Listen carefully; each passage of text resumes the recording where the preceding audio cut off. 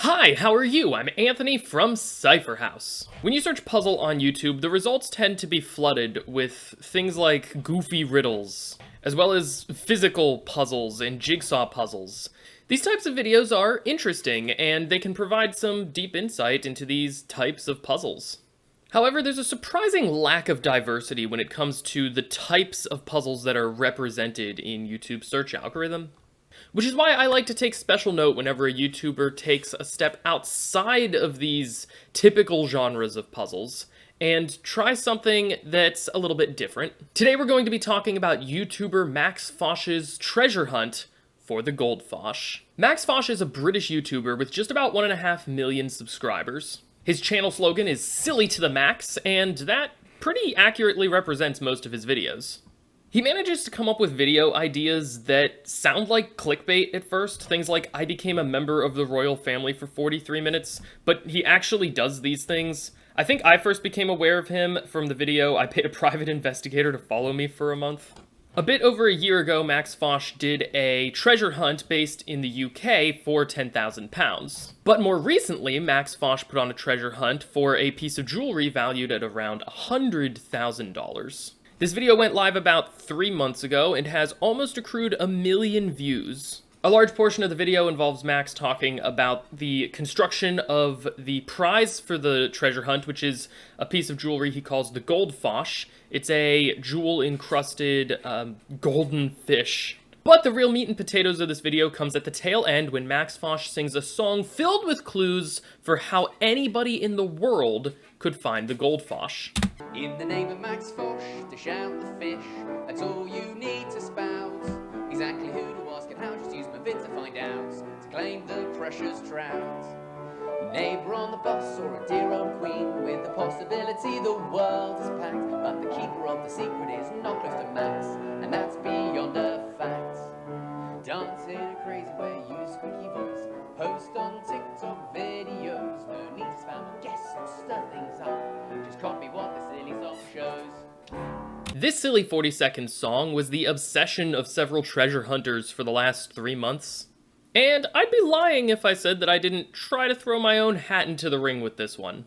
I gave it the old college try, I thought about the clues, I thought about the lyrics, and I came up with a theory that I thought was a bit believable. Now, Max Fosh did specify that the treasure hunt was open to anybody anywhere in the world, so it didn't necessarily have to be a physical location that somebody had to find in the UK.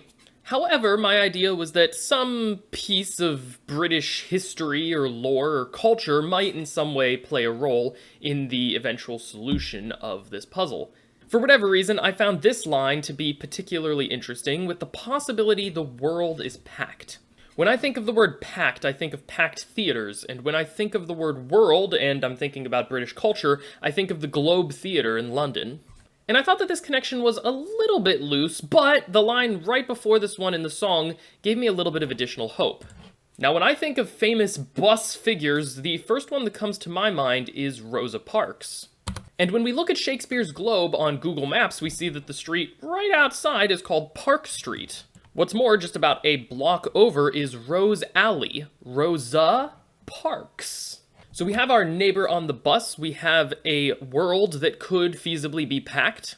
I spent longer than I care to admit searching all of these other street names and nearby stores, trying to see if any of them could be a dear old queen. But of course, at the end of the day, I was completely wrong with this train of thought, and this simply wasn't my treasure hunt to win. But my obsession with the goldfish did continue for the entirety of the last 3 months, and here's even a clip of me singing the goldfish song while clutching in a game of Valorant. What are we faxing? Fax Mosh. Smoke's down. What? In the name of Fax Mosh, dish out the fish. That's all you need to spout. Exactly who to ask. Bro. Just use my vid to find out. To claim the precious Spike trout. planted. Last player standing. Neighbor on the bus or a dear old I hit queen, with page the 122. possibility the world is packed, but the keeper of the secret is not close to Max, and that's beyond a fact. Gunner. Dancing is silly. Headshot. One Post enemy on remaining. TikTok videos. No need to spam or guess or stir things up. Just copy what the silly song shows. Clutch. Who's the old dog now? So clearly this treasure hunt has been something that's been on my mind, and I thought, why not give my opinion as a professional puzzler on the results of this treasure hunt now that the results video has come out. Now, as with any puzzle event, there are going to be some things that I thought were done very well, and there's going to be a few things that I thought could probably be improved on. But first things first, I want to set a baseline. I want to clear up what we are talking about. This is a treasure hunt. This isn't a puzzle hunt. This isn't an escape room. This isn't some purchasable puzzle that anybody could pick up at a store. This is a public international treasure hunt that is intended for one person to solve. So what are the components of this kind of puzzle event? For my analysis, I'm going to be splitting it into 3 sections. The first category is going to be the outreach. How well did the event find participants to participate in it? The second category that I'm going to talk about is the format. What structure did this puzzle event take? And then the third category will be the actual puzzles involved in the event. Let's start with that first category of outreach. As I said, the original video for this treasure hunt has nearly 1 million views. Max Fosh himself has 1.5 million subscribers. The original video has over 4,000 comments, and the Max Fosh subreddit has hundreds, if not thousands, of different posts where people are discussing their theories and ideas about the treasure hunt. This is exactly the kind of attention that you want on this kind of event. Unlike many other puzzle-structured events, the goal of a treasure hunt is typically to have only one winner. And in order for that accomplishment to carry the weight that it deserves, you need a large pool of participants to be attempting and theorizing on how to best get through the puzzles. In addition to the original video, Max Fosh did comment on the treasure hunt a few times on his other social media profiles, as well as in his other videos that were posted within the last 4 months. All of this adds a layer of intrigue. Each time that the treasure hunt gets brought up again, there's a renewed interest in attempting to solve the clues. Every time that I saw someone mention it, I admit I pulled back up the original video, listened to the song once or twice more, and tried to come up with some other ideas as to how things could be working out. So in terms of the outreach and publicizing of this event, I feel like Max Fosh did an amazing job of that. Like I said, we tend to see a lot of the same categories of puzzles on YouTube, so anytime that I see something like this pop up, I get pretty excited for the future of puzzling that a wider range of people are going to be able to get their feet wet with more complex and intricate types of puzzles, things that they might not have seen or heard of, and this is exactly the kind of event that we need to see more of in order for that to happen. So 10 out of 10 to Max for outreach and publicizing. I think that he did a great job here. So now I want to talk about the structure and format that this treasure hunt took. And there's 2 areas that I want to focus on in this category. In the first, I want to play this clip.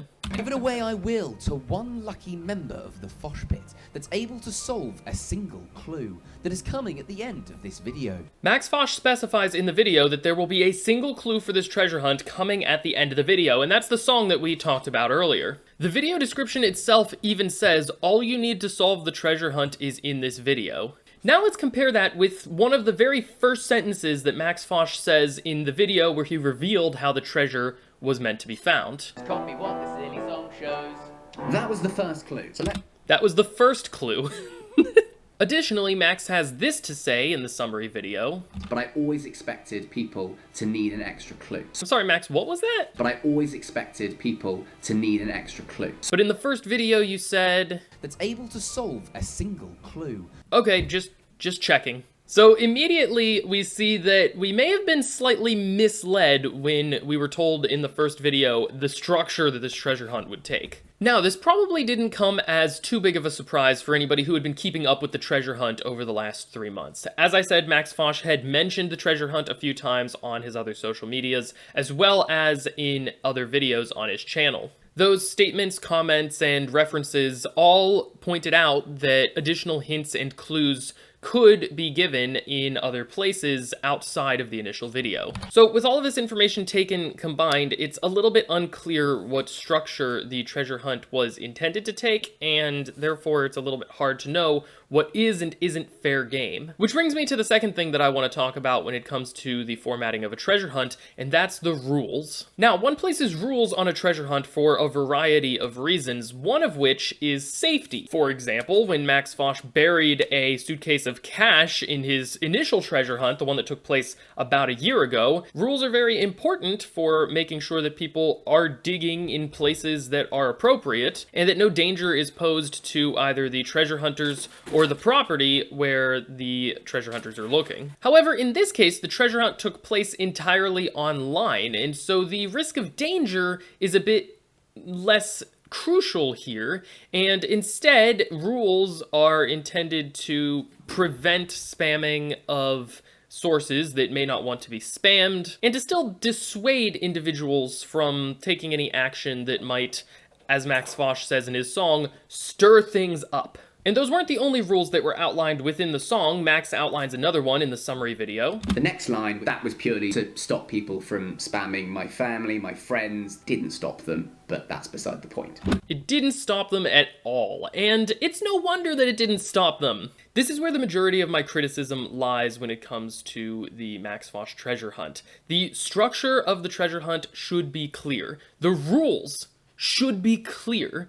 The rules shouldn't be hidden or disguised within the clues for the rest of the hunt. If you don't want people to spam your friends and your close family, don't include, please don't spam my friends and close family, right wedged in between all of the other clues and cryptic meanings that you have for the treasure. Now, I don't know the degree of spamming that Max and his friends and family went through, but I imagine it was somewhat substantial. He seems to be somewhat good-humored about it, so presumably nothing too major. But I would suggest, either for Max if he does future hunts, or for anybody who's running a treasure hunt in the future, make the rules clear in a non-puzzly way at the start of the event. Before any clues are released, before things start getting cryptic and people start having to interpret, reinterpret, and reinvent everything, make the rules clear at the start of the event. That way there's no questioning, there's no doubt. Now, there will always be people who don't follow the rules, but we can at least separate out the people who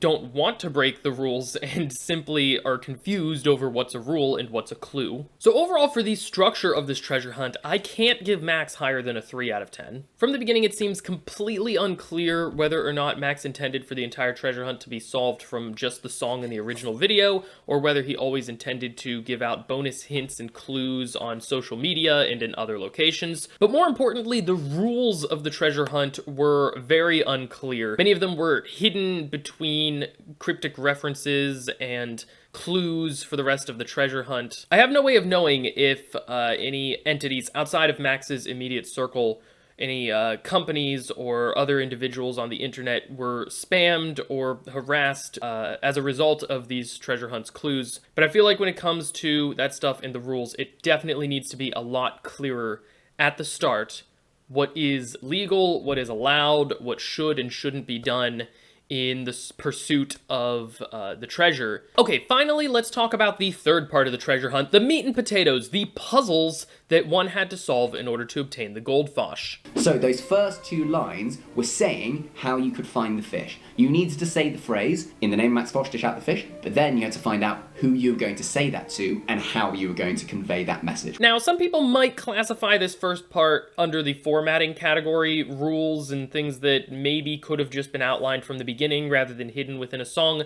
I don't actually see it that way. I think that the song was always intended to be a list of instructions as to what a person is supposed to do in order to obtain the goldfish, and so I think having this as the first line to the song makes all of the sense in the world. It clears pretty much everything up, and it describes in a mostly unambiguous way how one goes about obtaining this goldfish. Now, that doesn't mean that somebody won't overanalyze this and come to incorrect conclusions about what it's supposed to mean. In fact, the first time that I read the first line, I think that I was trying to interpret it as a cryptic crossword clue. I was trying to find a fish that was hidden within the name of Max Fosh. I was like, is Foss, F-O-S, a fish? Is Axe a fish?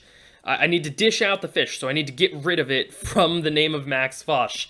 Pretty quickly, I did come to the conclusion that this was just an instruction meant to be taken on the surface. It just tells you exactly what it is. I still think it's fine, though, to have this instruction as something that needs to be interpreted and figured out, rather than part of the overall formatting rules and structure of the hunt. Hi, I just realized my face should be up here, because the lyrics are all down there, so I'm gonna be up here for the rest of the video. The most important part of that sentence is dear old queen. Dear old queen is one of the most famous example of a spoonerism. Now, I was aware of the spoonerism possibility as I was attempting to solve this treasure hunt myself. I didn't come up with it on my own. I hadn't actually seen the dear old queen example before. He's absolutely right, though. Dear old queen is a very common example of a spoonerism, and I was actually really excited when I saw that spoonerisms could be represented in this treasure hunt, because that's something that I, as a cryptic crossword solver, see all the time, but something that especially Americans are not as aware of. And this is why I like these big puzzle events, things that branch outside of just normal jigsaw puzzles or manipulation puzzles, is because you get to see all these interesting types of wordplay that simply don't come up all that often in our normal daily lives. So I really like the choice to include spoonerisms. I think Max knocked it out of the park with this one. It's a really easy concept to understand, but it's one that not everybody will be immediately aware of. And so I think it's like kind of that perfect genre for an internet treasure hunt of slightly obscure, but really easy to grasp once you pick it up. A spoonerism is when you swap the first letter of two words. Dear old queen would become a queer old dean. There were lots of other examples of spoonerisms within the song. The possibility, the world is packed. The world is packed with possibilities. So Max just explained what a spoonerism is, and then he immediately starts getting confused and referencing things that are not spoonerisms. I was not super thrilled with this part of the explanation video. I'm a little bit disappointed, honestly, because switching words is not a spoonerism. As he said, a spoonerism is just switching the first sounds of the words. So simply changing the world is packed with possibilities to the possibility the world is packed. That's not even really changing those words around, but it's really not a spoonerism. But the most obvious way that I showed you that it was a spoonerism is that in the final line of this song, I say, just copy what this silly song shows. But on the subtitles that I had on the screen, I genuinely wrote, just copy what this song silly shows. That's not what a spoonerism is. A spoonerism doesn't switch the words, just the first sounds of the words. This part's just really inelegant to me as a hint. Now, there's always going to be oblique references and non-exact hints in treasure hunts, but this one just feels a little bit factually incorrect. So I'm not super thrilled with it, if I'm being completely honest. I also said, stir things up.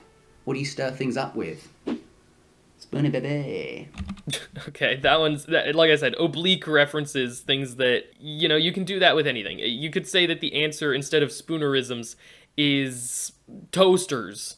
And I'm sure that you could make really, really obscure connections from things in the song to toasters. This is a key feature of treasure hunts. I'm not angry that that's in there as a reference to spoons being things that stir things up. I think treasure hunts need that. It's part of what gives them their appeal, is people making these really sometimes hilarious connections to things across wide expanses of logic. But, you know, I wouldn't say that that's, you know, a strong confirmation of spoonerisms. I think that everything else that we talked about so far is a stronger confirmation than the spoon stirring thing. But also, that was one of the rules. And so I'm going to dip my toe back into the formatting category for a minute and point out that you really, even if you're interweaving your rules with your clues and your puzzles, you really, really don't want them to be the exact same thing. You don't want to tell people, hey, don't go stir things up on the internet and be like, that was a clue.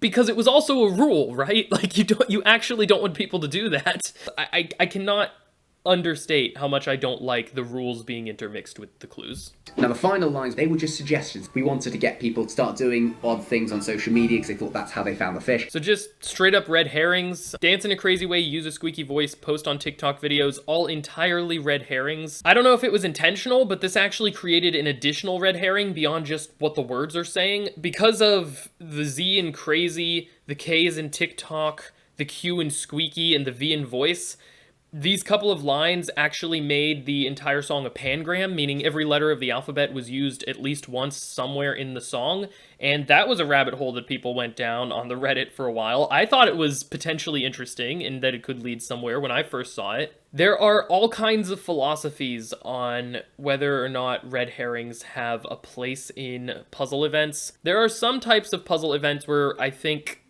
it's more acceptable to have red herrings, and some where I think it's less acceptable. For example, you don't want a vast red herring in your escape room because people have only a limited amount of time to solve the escape room. You don't want them spending the whole time going down a rabbit hole that is completely meaningless and that you put there intentionally. However, in a treasure hunt, the amount of time is typically a lot longer, and you don't want the solution to be a single path from the clue to the answer because you want people to think about it for a while. Like I said, you want people to come up with their crazy theories and interesting ideas.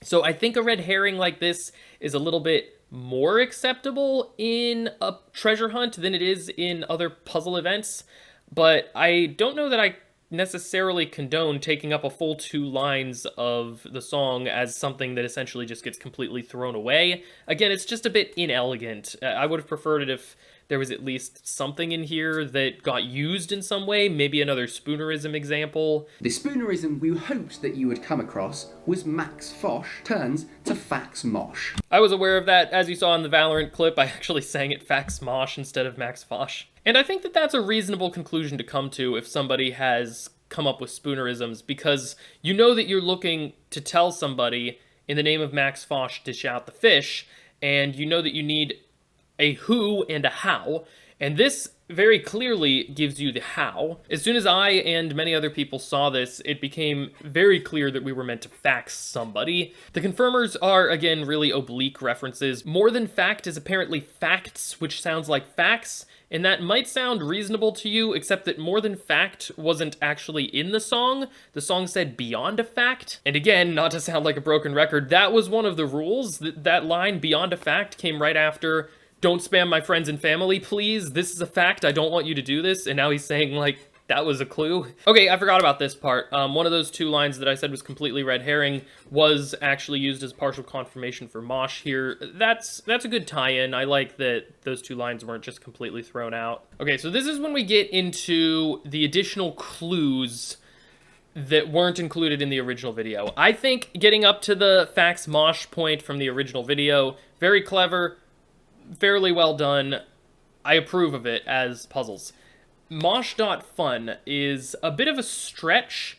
Max talks a lot about silliness and fun as parts of his channel mission, so it doesn't feel quite as out of the blue to somebody who's familiar with his channel and his content as it might feel to somebody who's just seeing the treasure hunt for the first time completely out of context. But this was definitely enough of a stretch that additional hints needed to be posted to get the .fun part. So at one of his live events, Max Fosh gave the additional clue foint pun, and I'm sure this is going to be divisive. Again, some people are going to be upset that the extra clue was at a live event that not anybody could have necessarily attended. It kind of goes against the original mission statement of the hunt being accessible to anybody with an internet connection. Max does point out that he told everybody in the audience at his live event to tweet out the extra clues so that people who weren't there could still feasibly see it and work on it. So personally, I'm going to weigh in on the side of this being okay and actually kind of a good idea. I mean, Max mentioned at the beginning of this video that this kind of event costs a lot of money to put on. And I want to make it clear that when I'm critical of something like this, it's just because I love this type of event and I want to see them done well and continue to be done well in the future.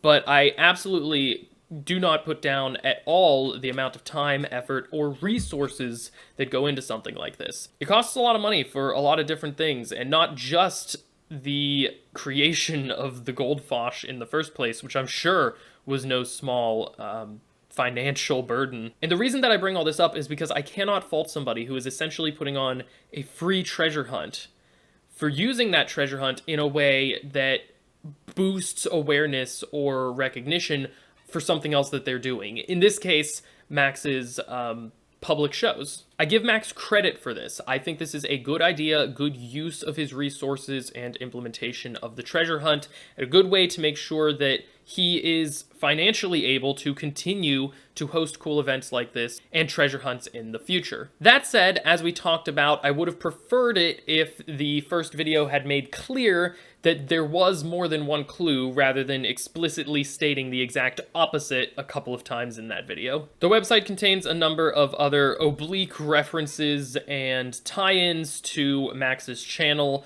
things that were intended to let people know that they were in the right place. I don't know that that necessarily accomplishes the goal, and the reason that I say that is because I had seen on the subreddit that several other websites with potentially reasonable sounding URLs popped up soon after the video was posted. Now, in those cases, people were doing it to throw people off of the actual treasure hunt. And that's unfortunately something that's going to happen. There's going to be bad actors. So I would say ditch the oblique references here.